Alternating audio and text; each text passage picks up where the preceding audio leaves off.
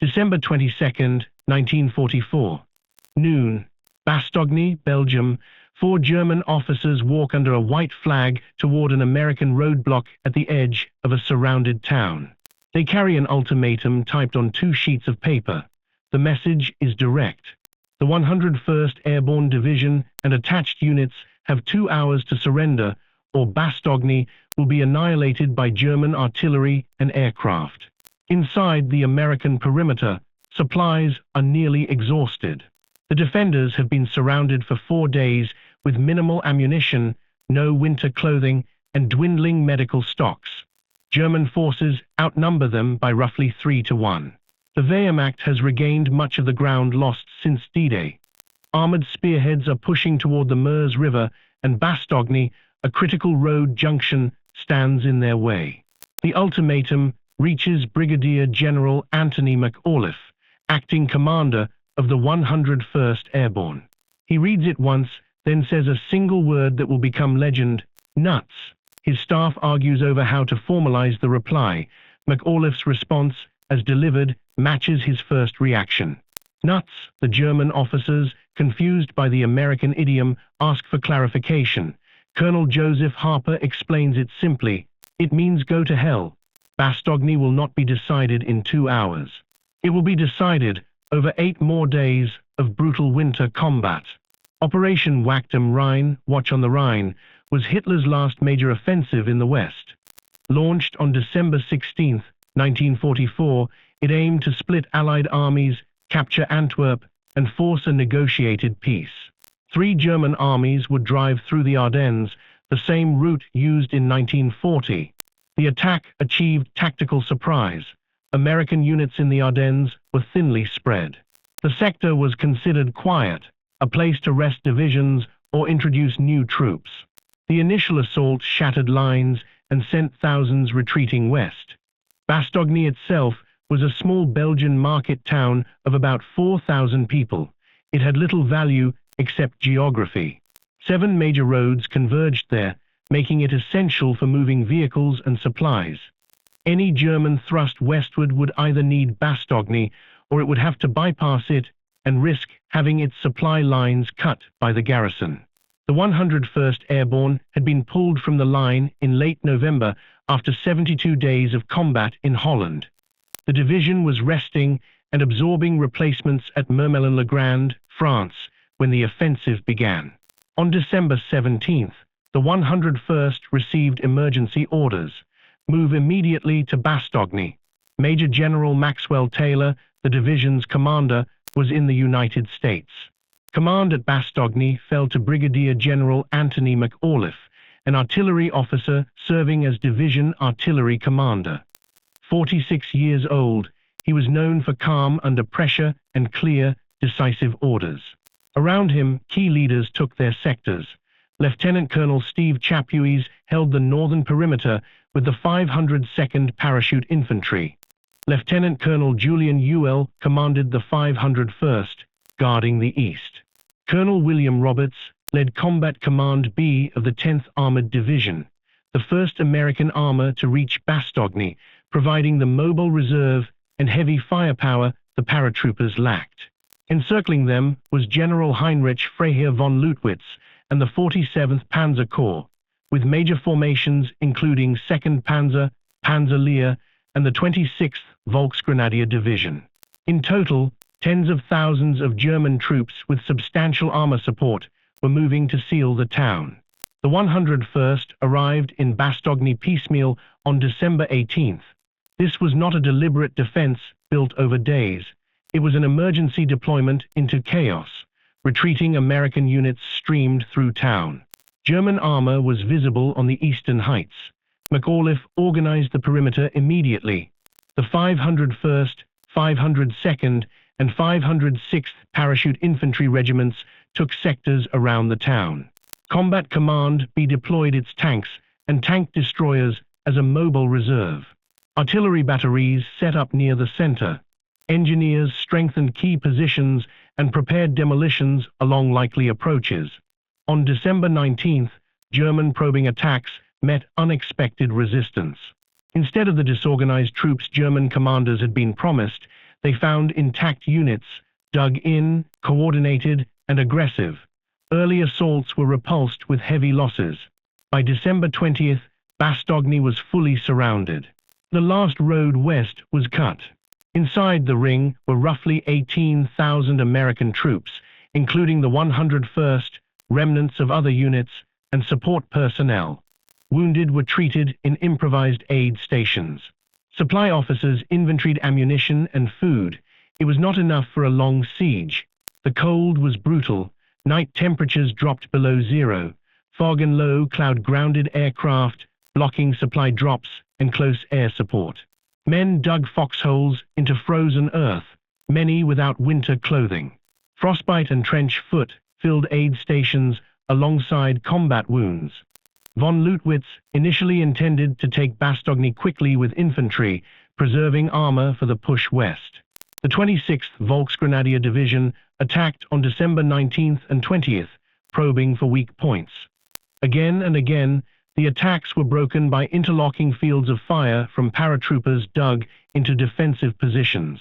One of the most critical fights occurred east of Bastogne near Longvally on December 19th.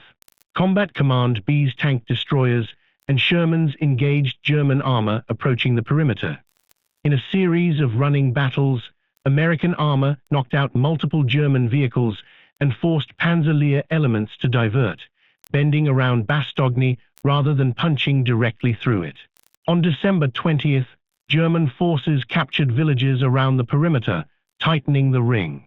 Noville, 4 miles north, held through the day and was evacuated that evening after fierce fighting that left much of the village destroyed. Inside the town, the situation worsened. Artillery ammunition was rationed. Medical supplies ran low.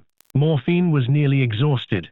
Food dwindled to 1 meal a day, often cold K-rations warmed over small fires when possible. Then came the ultimatum. December 22nd, noon. Delivered under flag of truce, it was designed as psychological pressure. The text emphasized hopelessness, surrounded, outnumbered, cut off, with German strength increasing. It offered honorable terms. Officers could keep sidearms. Wounded would receive medical care. The ultimatum read, in part, "The fortune of war is changing. Strong German armored units have encircled the USA troops in and near Bastogne. There is only one possibility to save the encircled USA. Troops from total annihilation, the honorable surrender of the encircled town." McAuliffe rejected it with a single word, nuts. It was not simply bravado. Reports suggested German units were exhausting themselves. Their attacks indicated supply strain, and the longer Bastogne held, the more the German timetable slipped. Patton's Third Army was already reported attacking north to relieve the town. The German officers receiving the reply did not understand. Nuts had no obvious equivalent. After explanation, they left. That afternoon, German artillery began a heavier bombardment. On December 23rd, the weather cleared. The sky turned hard and bright with cold. In Bastogne, men heard aircraft engines overhead, a sound that changed the battle. C-47 transports from IX Troop Carrier Command, escorted by P-47 fighters, appeared mid-morning. Flying low to improve accuracy, they dropped supply bundles onto zones marked by colored panels. The drop delivered 144 tons of ammunition, medical supplies, fuel, and food. Artillery units that had rationed shells received full loads. Medics received morphine, plasma, and bandages. Men who had lived on scraps received coffee, cigarettes, and hot rations again. Just as important was what the supply drop proved. Bastogne had not been forgotten. Morale surged. German troops watching from the tree lines saw the same thing in reverse. Once weather cleared, the Americans controlled the air. With skies open, Allied fighter bombers struck German positions. P-47s bombed and strafed tanks, artillery, and troop concentrations. Units massing for attacks were disrupted before they could move. From December 24th to 26th, von Leutwitz committed armor reserves in a final attempt to break the perimeter before relief arrived. On Christmas Eve, armored forces attacked in the northwest near Champs. The assault opened with artillery, then tanks and infantry across snow-covered fields. American defenders, primarily the 327th Glider Infantry, reinforced by Combat Command B, held fire until armor closed to effective range, then opened with concentrated anti-tank weapons, artillery, and direct tank fire. The fight became close and confused. German tanks penetrated in places, but were isolated and destroyed by bazooka teams, tank destroyers, and artillery concentrations. Frozen ground limited infantry movement but favored vehicles, turning the battle into a brutal exchange of direct fire. By evening, the attack stalled. German losses were severe. Many tanks were destroyed or abandoned. Infantry casualties mounted. The Germans pulled back to regroup. Christmas Day was quieter, marked by artillery exchanges and patrols. Chaplains held services in damaged buildings. Men ate hot food. For the first time in days, the defenders had enough supplies to keep fighting. Surviving Christmas while surrounded hardened their resolve. On December 26th, another major attack hit the southeast near Ardennes. It coincided, by timing rather than coordination, with the American relief thrust from the south. At 4:45 p.m. on December 26th, Lieutenant Colonel Creighton Abrams, commanding the 37th Tank Battalion of the 4th Armored Division, led the breakthrough into Bastogne. Patton's Third Army had pivoted north in winter conditions and attacked through German resistance toward the town. Near Ardennes, Abrams' tanks and armored infantry punched through and reached the perimeter. The first tank through, commanded by Lieutenant Charles Boggess, was met by cheering paratroopers. The message went out by radio. "The relief is here. We are through." The siege had lasted 8 days. The corridor was narrow at first and still under fire, but it allowed wounded to be evacuated and supplies to enter. Over the following days, the corridor widened as more Third Army units pushed north. American losses in the garrison were heavy, but far from the annihilation promised. The 101st Airborne suffered roughly 1,600 casualties. Attached units added several hundred more. Total garrison casualties were about 2,000. German losses were higher. Estimates for the forces attacking Bastogne exceed 6,000 killed and wounded, with additional prisoners. Material losses included more than 100 tanks and assault guns destroyed. Holding Bastogne delayed the German offensive by roughly a week. Combined with fuel shortages and resistance across the Bulge, it ensured German spearheads never reached the Meuse, much less Antwerp.